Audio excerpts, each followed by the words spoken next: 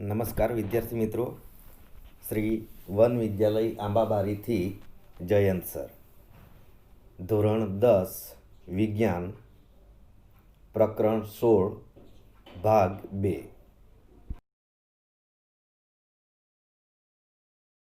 આપણે પહેલો ભાગ જોયો તો આજે બીજો ભાગ જોઈએ. પહેલા ભાગમાં છેલ્લો પ્રશ્ન મિત્રો ખૂબ અગત્યનો હતો. અમૃતા દેવી બિશ્નોઈ કે જેમણે વૃક્ષોના જતન માટે ખેજરાલી ગામમાં ખેજરી નામના વૃક્ષોના જતન માટે લગભગ 363 વ્યક્તિઓ સાથે એમણે પોતાની જીવનની આહુતિ આપી હતી, એટલે કે બલિદાન આપ્યું હતું. તો મિત્રો આવું કેમ? તો જંગલમાં અંદર વસવાટ કરતા લોકોને પૂરેપૂરી ખબર હતી કે જંગલ છે ત્યાં સુધી આપણને ખોરાક, પાણીથી માંડીને બધું મળી રહે છે, પણ જેવો જંગલનો નાશ થશે તેવી વિવિધ સમસ્યાઓ ઊભી થશે. એમાંની એક સમસ્યા છે જંગલની અગત્યતા. એમને ખબર હતી કે જંગલ કેટલું ઉપયોગી છે, બરાબર? તો જંગલની અગત્યમાં જંગલ વિવિધ સ્ત્રોતો આપણને આપે છે, જેમ કે લાખ, ગુંદર, ઇમારતી લાકડું, બળતણ માટેનું લાકડું, ઘાસચારો, વિવિધ પ્રકારની ઔષધિ, વાંસ, એ બધું જ આપણને જંગલમાંથી મળે છે. અને એ જંગલની જે પેદાશો છે એનો થોડો ઘણો ઉપયોગ કરીને એ લોકો પોતાનું જીવન જીવતા હતા. એટલે જંગલ આપણને વિવિધ સ્ત્રોતો પૂરા પાડે છે. વાંસનો ઉપયોગ એ ઝૂંપડીઓના ટેકા બનાવવા માટે કરતો હતો, બરાબર? એટલે સામાન્ય ઝૂંપડા ઘર બાંધવા માટે વાંસના ટેકાનો ઉપયોગ કરતા હતા. અને એમાંથી જે પટ્ટી છે એ પટ્ટીઓ કાઢી એમાંથી વાંસની ટોપીઓ બનાવતા હતા કે જેની અંદર અનાજના સંગ્રહથી માંડીને વિવિધ વસ્તુનો સંગ્રહ કરી શકાય છે. તે અસંખ્ય પ્રકારની વનસ્પતિ, જંગલ જ્યાં સુધી ટકે છે ત્યાં સુધી એમાં અસંખ્ય પ્રકારની વનસ્પતિ પણ ટકી રહે છે, એમનું અસ્તિત્વ ટકી રહે છે. અને પ્રાણીઓ છે, અસંખ્ય પ્રકારના પ્રાણીઓ, બરાબર? તો એ પ્રાણીઓનું પણ એ કુદરતી નિવાસ સ્થાન છે.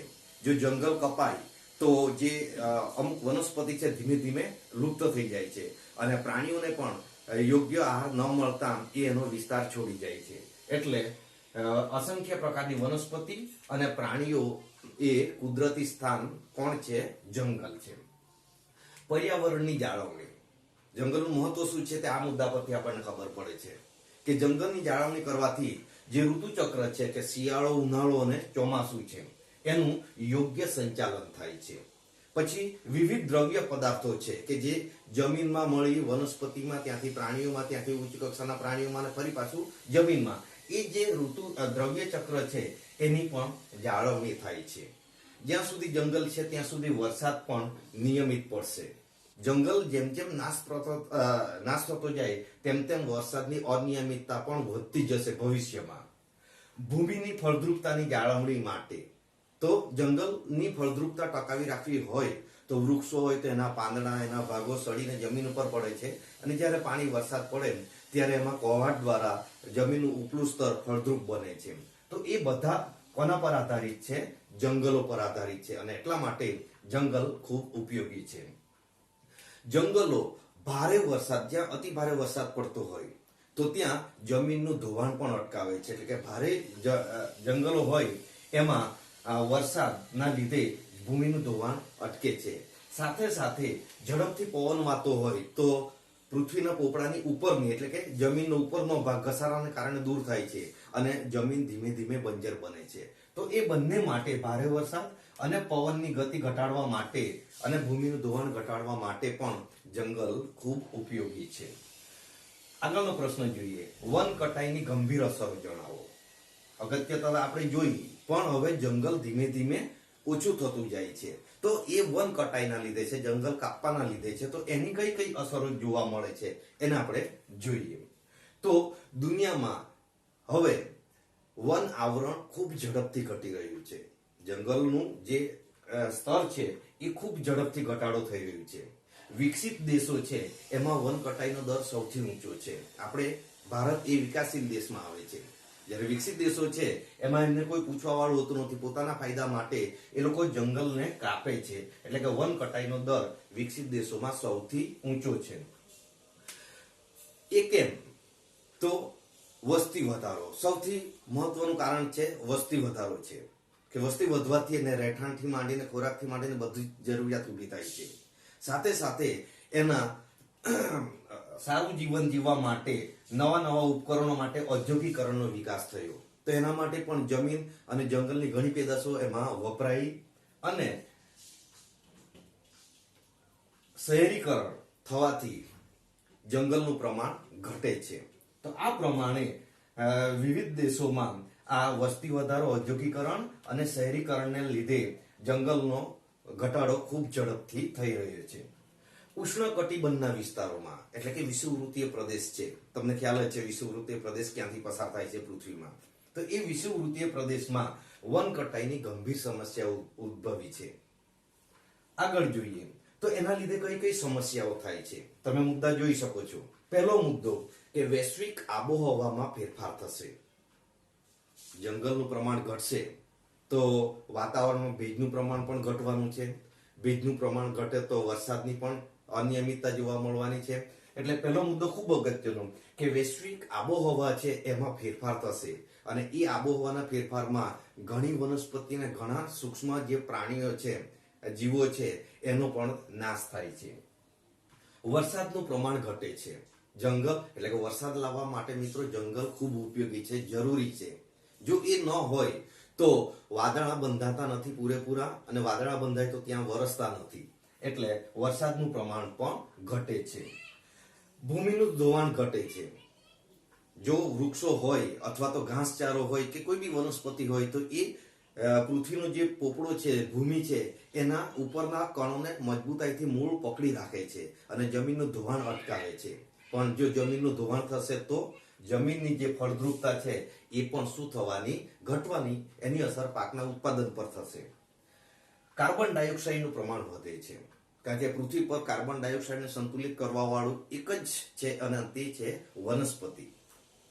તો વનસ્પતિ વાતાવરણમાં રહેલું કાર્બન ડાયોક્સાઇડ વાપરી અને ઓક્સિજન બહાર કાઢે છે, એટલે કે વાતાવરણને શુદ્ધ કરે છે. આપણને ખબર છે. તો કાર્બન ડાયોક્સાઇડ વધવાથી શું થશે કે કાર્બન ડાયોક્સાઇડ સૂર્યમાંથી આવતી જે ઉર્જા છે એને સંગ્રહ કરે છે, એટલે કે શોષણ કરે છે. અને શોષણ કરવાથી વાતાવરણમાં કાર્બન ડાયોક્સાઇડનું પ્રમાણ વધારે હોય તો વધારે ઉર્જાનું શોષણ થવાનું. પરિણામે જે પૃથ્વીનું સરેરાશ તાપમાન છે એમાં વધારો થાય છે અને એ વધારાને કારણે ગ્રીન હાઉસ અસર જોવા મળશે, એટલે કે પૃથ્વીનું તાપમાન વધવાનું. અને તાપમાન વધે તો ધ્રુવ પ્રદેશનો બરફ પીગળે, સમુદ્રની સપાટી ઊંચી આવે, નીચાણવાળા વિસ્તારો પાણીમાં ડુબાણમાં જાય, જેને આપણે ગ્રીન હાઉસ અસર તરીકે ઓળખીએ છીએ.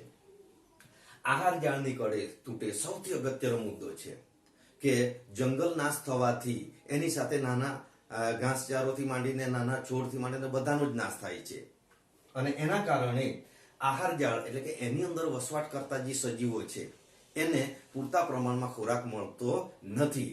તો એના પછીના સ્તરે ખોરાક નથી મળવાનો, એના પછીના સ્તરે ખોરાક નથી મળવાનો. એ રીતે આહાર જાળ જે રચાયેલી છે એ બધા પર અસર થાય છે. આજે આપણે જોઈએ છીએ કે આપણા ડાંગના જંગલની વાત કરીએ તો ગમે ત્યાંથી નવસારી જિલ્લામાંથી ક્યાંકથી પણ દીપડો પકડાય તો આપણા નેશનલ પાર્કમાં છોડવામાં આવે છે. પણ કેટલા છે નેશનલ પાર્કમાં? ત્યાં જંગલ પણ નથી, એને ખોરાક રૂપે પ્રાણીઓ પણ નથી. તો એ વિસ્તાર પોતાનો વિસ્તાર છોડીને બહાર નીકળી જાય છે, વિવિધ ગામડાઓ સુધી પહોંચી જાય છે. તો એ આહાર જાળની કડી તૂટે છે અને કેટલીક વાર વનસ્પતિની કેટલીક જાતો અને પ્રાણીઓની કેટલીક જાતો પણ નાશ પ્રાય થવા આવી છે, એટલે કે એની સંખ્યા પૃથ્વીની સપાટી પરથી નામશેષ થવા આવી છે અને કેટલાક તો નામશેષ પણ થઈ ગયા છે. તો એ પ્રમાણે આહાર જાળની કડી તૂટે અને એના કારણે ગંભીર અસરો પ્રાણીઓ પર જોવા મળે છે. છેલ્લો મુદ્દો કે નિવસન તંત્ર છે, આખું જે નિવસન તંત્ર છે એ નિવસન તંત્ર સમતુલા પણ ખોરવાય છે અને પરિણામે એની અસર વનસ્પતિ પર તો પડે છે, સાથે સાથે પ્રાણીઓ ઉપર પણ પડે છે, સાથે સાથે આબોહવા એટલે કે પર્યાવરણીય ફેરફાર પર એની અસર જોવા મળે છે. તો આ પ્રમાણે જંગલ કેમ ઉપયોગી છે અને એ જંગલને કાપવાથી કઈ કઈ ગંભીર સમસ્યાઓ ઉત્પન્ન થાય છે તે આપણે જોયું. બીજો અગત્યનો પ્રશ્ન, ચીપકો આંદોલન. હવે ચીપકો આંદોલન કેમ કરવાની જરૂરિયાત ઊભી થઈ તેના વિશે આપણે જોઈએ. અત્યારે આપણા દેશમાં એટલે કે ભારત દેશમાં ભારત સરકારને હસ્તક જંગલ, પાણી અને ખાણ ખનીજ એના હસ્તક છે. એમાં એ સરકાર ધારે ત્યારે ગમે તે કરી શકે છે. આવા સમયે ત્યાંના જે અંદર વસવાટ કરતા લોકો છે એમના માટે એક પ્રશ્ન થઈ પડે છે. તો એના ભાગ રૂપે આ ચીપકો આંદોલનની શરૂઆત થઈ છે. તો આપણે જોઈએ ચીપકો આંદોલન શું છે. તો આ આંદોલન વૃક્ષોને ભેટવાની ચળવળ, ખૂબ અગત્યનો શબ્દ, વૃક્ષોને ભેટવાની ચળવળ રૂપે પણ આજે એને ઓળખવામાં આવે છે. કેમ આવું થયું? તો ઈસવીસન 1970 એટલે કે ભારત દેશ આઝાદ થયા પછીની વાત છે. તો 1970 ની શરૂઆતમાં હિમાલયની જે પર્વતીય ગિરિમાળા છે એમાં ગઢવાલ નામનું ક્ષેત્ર છે અને એમાં રેની નામનું ગામ છે. એ ગામના લોકો એમાં વસવાટ કરતા હતા અને જંગલની પેદાશોનો ઉપયોગ કરીને પોતાનું જીવન ગુજારતા હતા. આ આંદોલન એટલે કે ચીપકો આંદોલનમાં સ્થાનિક લોકોને જંગલોમાંથી દૂર કરવાની નીતિ અપનાવવામાં આવી હતી. એટલે કે લોકોને જંગલમાંથી દૂર કરવાની વાત કરવામાં આવી હતી અને એના કારણે આ ચીપકો આંદોલનની શરૂઆત થાય છે. એટલે કે લોકો અને કોન્ટ્રાક્ટર અને સરકાર વચ્ચે સંઘર્ષ થાય છે. આ ગામની નજીકના વિસ્તારમાં વૃક્ષોના માલિકો હતા. એ વૃક્ષોને કાપવા માટે કોન્ટ્રાક્ટરને આપે છે, વૃક્ષોને કાપવા માટે, અને એમાંથી એ આવક મેળવતા હતા જે માલિક હતા તે. અને એમના લીધે ઘર્ષણ અને વિવાદ ઉભો થયો. સ્થાનિક લોકો વૃક્ષોને કાપવા ના પાડતા હતા, જ્યારે માલિક હતા એમણે કોન્ટ્રાક્ટરને કોન્ટ્રાક્ટ આપી દીધો હતો કે તમે વૃક્ષો કાપો અને એમાંથી જે કમાણી થાય તે. તો એક દિવસે વૃક્ષોના માલિકો અને જે કોન્ટ્રાક્ટર છે એ વૃક્ષો કાપવા જાય છે ત્યારે ગામની અંદર પુરુષો હાજર ન હતા. આવા સમયે ત્યાંની સ્ત્રીઓ કોઈ પણ જાતની ભય વગર, કોઈ પણ જાતના ડર વગર એ વૃક્ષો પાસે પહોંચી ગઈ અને વૃક્ષોને ભેટી તેના ફરતે ઊભી રહી, સાંકળ રચી વૃક્ષોના થડને ફરતે, કે જેથી વૃક્ષને કાપી ન શકે. અને એ રીતે વૃક્ષોને એ સ્થાનિક લોકોએ કાપતા અટકાવ્યા હતા. આ આંદોલન માનવ સમુદાય અને લોકસંચાર એટલે કે આજનું સમાચાર છે કે વર્તમાન પત્રો છે એમાં ખૂબ ઝડપથી વાત ફેલાઈ ગઈ અને એમાં ખૂબ એ લોકોની, સ્થાનિક લોકોની પ્રશંસા પણ કરવામાં આવી. પરિણામે જંગલના સ્ત્રોતના સદુપયોગ માટે પ્રાથમિકતા નક્કી કરવા માટે પુનઃ વિચાર કરવામાં આવ્યો. એટલે કે સરકારને ફરી પાછો વિચાર કરવો પડ્યો કે સરકાર હસ્તક ભલે બધું છે પણ એનો નાશ કરવાથી, જંગલનો નાશ કરવાથી થોડીક આવક માટે પર્યાવરણને ખૂબ ભારે નુકસાન અને સ્થાનિક લોકોને પણ ભારે નુકસાન થાય છે. તો આ પ્રમાણે ચીપકો આંદોલન વૃક્ષો બચાવવા માટે પુરુષોની ગેરહાજરીમાં સ્ત્રીઓએ એ કામ આંદોલન ઉપાડી લીધું અને એમણે વૃક્ષોને કાપતા અટકાવ્યા. હવે પછીનો મુદ્દો જોઈએ. સ્થાનિક લોકોની ભાગીદારીથી જંગલોનું વ્યવસ્થાપન કઈ રીતે અસરકારક બનાવી શકાય. જ્યાં સુધી સ્થાનિક લોકોને જો સામેલ કરવામાં ન આવે તો તે જંગલને નુકસાન જ પહોંચાડશે, એમ આ પ્રશ્નમાં કહેવા માંગે છે. એ પહેલા થોડીક વાત કરી લઈએ કે ભારત દેશમાં જંગલ અને વન્ય પ્રાણીઓ માટે અભયારણ્ય અને નેશનલ પાર્ક એટલે કે રાષ્ટ્રીય ઉદ્યાનો સ્થાપવામાં આવ્યા. અભયારણ્યમાં સ્થાનિક લોકોને અંદર જવાની, સામાન્ય લાકડા બળતણ માટે લાકડા વીણવાની અને પશુઓને ચરાવવાની છૂટ આપેલી હતી. પરંતુ રાષ્ટ્રીય ઉદ્યાનમાં આપણો વાંસદા, એ પણ નેશનલ પાર્ક રાષ્ટ્રીય ઉદ્યાન છે, એમાં મનુષ્યની અંદર હેરફેર પણ પ્રતિબંધ છે કે જ્યાં કોઈને જવાની છૂટ નથી. તો આવા સંજોગોમાં આ પ્રશ્ન આપણને શું સૂચવે છે આપણે તેને જોઈએ. તો સ્થાનિક લોકોની ભાગીદારીથી જો જંગલનું વ્યવસ્થાપન કરવામાં આવે તો તે વધારે અસરકારક બને છે. કારણ કે લોકોને પણ થાય કે મારે વૃક્ષો કાપવા નથી, મારે વૃક્ષોમાંથી જરૂરી વસ્તુ મારે કાયમ માટે મેળવવી છે, પેઢી દર પેઢી મેળવવી છે. એટલે સ્થાનિક લોકોની ભાગીદારીથી જંગલનું વ્યવસ્થાપન ખૂબ સારી રીતે થઈ શકે છે. એનું ઉદાહરણ છે કે 1972માં પશ્ચિમ બંગાળના વન વિભાગે જોયું કે રાજ્યનો દક્ષિણ પશ્ચિમ જે જિલ્લો છે એમાં નાશ થઈ રહેલા સાલના જંગલો, સાલ નામનું વૃક્ષ છે, એના જંગલોનું પુનઃસ્થાપનની યોજના આખી નિષ્ફળ ગઈ. એમણે ખૂબ પ્રયત્ન કર્યા, ખૂબ ખર્ચો પણ કર્યો સાલ નામના વૃક્ષોના ઉછેર માટે, કારણ કે મોટાભાગના વૃક્ષો કપાઈ ગયેલા હતા. ફરીથી એ વૃક્ષો ઉગાડવા માટે એમણે ખૂબ પ્રયત્નો કર્યા, પરંતુ એ નિષ્ફળ જાય છે. તો એવામાં ત્યાંનો વન વિભાગનો જે મુખ્ય અધિકારી હતો એ કે બેનર્જી, એણે આવી ખરાબ પરિસ્થિતિમાં એણે જોયું કે મિદનાપુર જિલ્લાના, પશ્ચિમ બંગાળનો યાદ રાખજો, મિદનાપુર જિલ્લો અને અરાબારીનો વિસ્તાર છે એ 1272 હેક્ટર વિસ્તારમાં, ખૂબ શબ્દ અગત્યના છે આ 3 શું કીધું, મિદનાપુર જિલ્લો, અરાબારીનો વિસ્તાર, એમાં 1272 હેક્ટર વિસ્તારમાં જંગલની જાળવણી માટે એમણે સ્થાનિકોનો સમાવેશ કર્યો. એટલે કે સ્થાનિકોને ભેગા કરી અને એમને સમજાવ્યા કે તમે પણ અમને મદદ કરો અને આ તમને પણ એમાંથી થોડો ઘણો લાભ આપીએ. તો શું કીધું એમણે કે આ બદલ વન વિભાગે ગામવાસીઓને રોજગારી પૂરી પાડવાની વાત કરી. એટલે કે લોકોને થોડાક પૈસા આવે પણ તો રોજગારી, તેમજ જંગલમાંથી જ્યારે નીપજ થશે, જ્યારે વૃક્ષો કપાશે, એની જે આવક થશે એમાંથી 25% નીપજ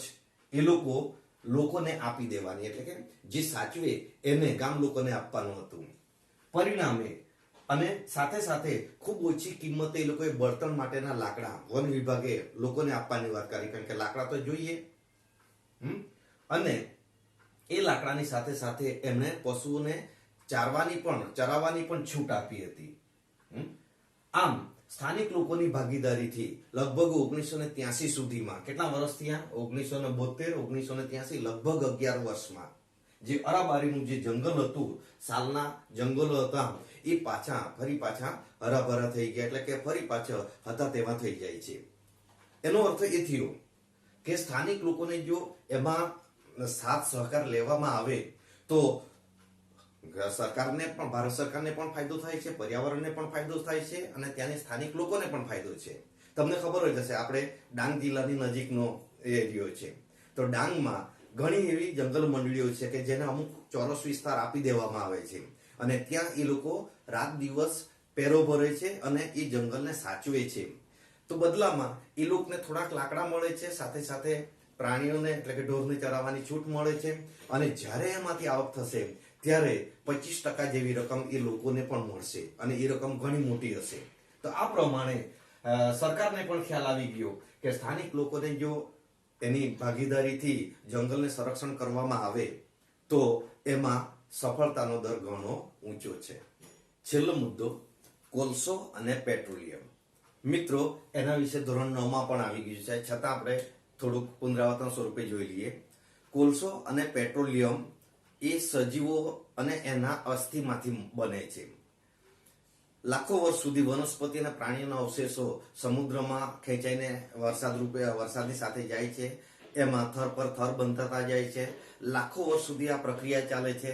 છેવટે ભારે દબાણ પાણીનું અને અંદરથી પૃથ્વીના પેટાળની ભારે ગરમી, એના પરિણામે ઓક્સિજનની ગેરહાજરીમાં એનું વિઘટન થઈ એમાંથી છેવટે કોલસો અને પેટ્રોલિયમ બને છે. કોલસો અને પેટ્રોલિયમ બધા જ વિસ્તારમાંથી નથી મળી આવતું. તો કોલસો અને પેટ્રોલિયમ આવી રીતના આપણને જમીનમાંથી મળી આવે છે. કોલસાનો ઉપયોગ શું છે? તો મોટા ભાગે પહેલા આપણે બિલીમોરાથી વઘઈની જે નેરો ગેજ છે એ ચલાવવા માટે કોલસાનો ઉપયોગ થતો હતો. શોલે પિક્ચર કદાચ જોયું હશે તમે. અને સાથે સાથે આજે થર્મલ પાવર સ્ટેશનમાં વિદ્યુત ઉર્જા ઉત્પન્ન કરવા માટે કોલસાનો ઉપયોગ થાય છે, પણ એમાંથી પ્રદૂષણ વધારે ફેલાય છે. બીજો, પેટ્રોલિયમ.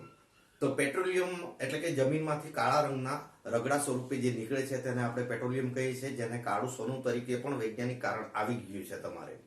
તો પેટ્રોલિયમનું નિષેધન કરવાથી પેટ્રોલ, ડીઝલ, કેરોસીન, નેપ્થા, ઊંજણ તેલ, બળતણ તેલ જેવા વિવિધ ઘટકોને, દરેક ઘટકોનો ઉપયોગ જુદી જુદી જગ્યાએ થાય છે. આપણને ખબર જ છે કે પેટ્રોલનો ઉપયોગ ક્યાં કરીએ છીએ, ડીઝલનો ઉપયોગ ક્યાં કરીએ છીએ, કેરોસીનનો ઉપયોગ ક્યાં કરીએ છીએ. તો આ સ્ત્રોતો આપણને કેવી રીતે ફાયદાકારક અને નુકસાનકારક પણ છે અને સાથે એને બચાવવા માટે આપણે શું કરવું જોઈએ એના વિશે આપણે આમાં જોઈએ. તો કોલસો અને પેટ્રોલિયમનો ઉપયોગ આપણે વિવેકપૂર્વક કરવો જોઈએ. સમજાવો, પ્રશ્ન કીધો છે. કોલસા અને પેટ્રોલિયમનો ઉપયોગ આપણે વિવેકપૂર્વક કરવો જોઈએ. કેમ? તો કોલસો અને પેટ્રોલિયમ બંને અશ્મિ બળતણ છે. મેં અત્યારે વાત કરી ગયો તેમ અશ્મિમાંથી બનેલા હોવાથી એને અશ્મિ બળતણ તરીકે ઓળખવામાં આવે છે. તો આ બંને સ્ત્રોતોને અશ્મિ બળતણ તરીકે ગણવામાં આવે છે. આ બંને સ્ત્રોતો વાપરવાથી ભવિષ્યમાં ખૂટી જાય તેવા છે અને એને બનતા લાખો કરોડો વર્ષ લાગે છે અને એટલા માટે એ પુનઃ અપ્રાપ્ય ઉર્જાનો સ્ત્રોત તરીકે પણ ગણવામાં આવે છે. એટલે ખૂટી જાય તેવા અને પુનઃ અપ્રાપ્ય ઉર્જાનો સ્ત્રોત છે. તેમના નિર્માણમાં લાખો વર્ષ લાગે છે અને લાખો વર્ષો પછી એ પાછું પુનઃ ઉપલબ્ધ બનશે, પણ ત્યાં સુધીમાં તો કેટલીય પેઢી આપણી એના સ્ત્રોતોથી વંચિત રહી જશે. તેમના દહનથી કાર્બન, નાઇટ્રોજન અને સલ્ફર ઓક્સાઇડ નીકળે છે. બંનેના દહનથી, કોલસો અને પેટ્રોલિયમના દહનથી કાર્બન, નાઇટ્રોજન અને સલ્ફર ઓક્સાઇડ, અને એ ત્રણે ત્રણ વાયુઓ વાતાવરણમાં પ્રદૂષણ પ્રેરે છે અને એમાં સલ્ફર ઓક્સાઇડ એ ઝેરી વાયુ પણ છે. તો એ પૃથ્વીનું પર્યાવરણને બગાડે છે. એ બંનેના દહનથી કાર્બન ડાયોક્સાઇડ ઉત્પન્ન થાય છે, આપણને ખબર છે. પણ એ કાર્બન ડાયોક્સાઇડનું પ્રમાણ વધવાથી ગ્રીન હાઉસ અસર થશે. અગાઉ પ્રશ્ન જોઈ ગયા. અને ગ્રીન હાઉસ અસરના લીધે જે વૈશ્વિક તાપમાન છે એમાં વધારો થાય છે. આજે પણ લગભગ 10 કે 20 એટલે કે 2 દાયકાના ગાળામાં પૃથ્વીનું સરેરાશ તાપમાનમાં 0.5 ડિગ્રી સેલ્સિયસનો વધારો થાય છે. આપણને એમ કે 0.5 કશું નથી, પરંતુ એના લીધે મોટા ભાગનો જે ધ્રુવ પ્રદેશનો બરફ છે, લાખો ઘન મીટર બરફ પીગળે છે અને પાણી બની જાય છે અને દરિયાની સમુદ્રની સપાટી છે એ ઊંચી પણ આવી છે. ભવિષ્યમાં એની ખૂબ અસર થશે. તો આ કાર્બન ડાયોક્સાઇડ એ વધવાથી ગ્રીન હાઉસ અસર જોવા મળે છે. તો આ પ્રમાણે કોલસો અને પેટ્રોલિયમનો ઉપયોગ આપણે કેવી રીતના કરવો જોઈએ, વિવેકપૂર્વક. વાપરવા તો પડવાના જ છે, નહીં તો આપણું જીવન ઠપ થઈ જાય. પણ એનો એવી રીતે એના વિકલ્પોનો ઉપયોગ થોડોક વધારીએ આપણે, તો એને આપણે થોડાક વધુ વર્ષો સુધી ચલાવી પણ શકીએ. આગળનો પ્રશ્ન, વાતાવરણમાં કાર્બન ડાયોક્સાઇડનું નિયંત્રણ માટેના પગલાં. ચલો, કાર્બન ડાયોક્સાઇડનું પ્રમાણ આપણે ઘટાડવું હોય તો આપણે શું શું કરી શકીએ, એના માટે કયા પગલાં લઈ શકીએ, આપણે પોતાની ભાગીદારી શું આપી શકીએ. તો પહેલો મુદ્દો કીધો છે તે વ્યક્તિગત સાધનો અને અશ્મિ બળતણનો ઉપયોગ બને ત્યાં સુધી ઓછો કરો. વ્યક્તિગત સાધનો મીન્સ, એક ઉદાહરણ આપું છું કે માનો કે કોઈક અમદાવાદમાં ફંક્શન છે, આપણા વિવિધ ગામડાઓમાંથી લોકો ભેગા થઈને અમદાવાદ જવાના છે. હવે દરેક વ્યક્તિ પોતપોતાની કાર લઈને જાય તો દરેક ગાડીમાં શું વપરાવાનું છે? બળતણ તરીકે પેટ્રોલ વપરાવાનું છે. એના બદલે ધારો કે આ લોકો ભેગા થઈ અને એક લક્ઝરી બસ નક્કી કરે, તો એક જ લક્ઝરી બસમાં ડીઝલ વપરાવાનું છે. શું કોની બચત થાય છે? બળતણનો બચાવ થાય છે. પણ આ બધાને હજી આગળ જઈએ કે બધા ધારો કે બિલીમોરા સુધી આવે છે, આપણા વિસ્તારની વાત કરી છે, એટલે તો ટ્રેનમાં બેસી જાય તો ટ્રેનમાં એના કરતા ખૂબ ઓછો ખર્ચો આવે છે ત્યાં સુધી, કારણ કે એ ઇલેક્ટ્રિકથી ચાલે છે. બીજું કે કાર્બન ડાયોક્સાઇડ કાઢતું પણ નથી.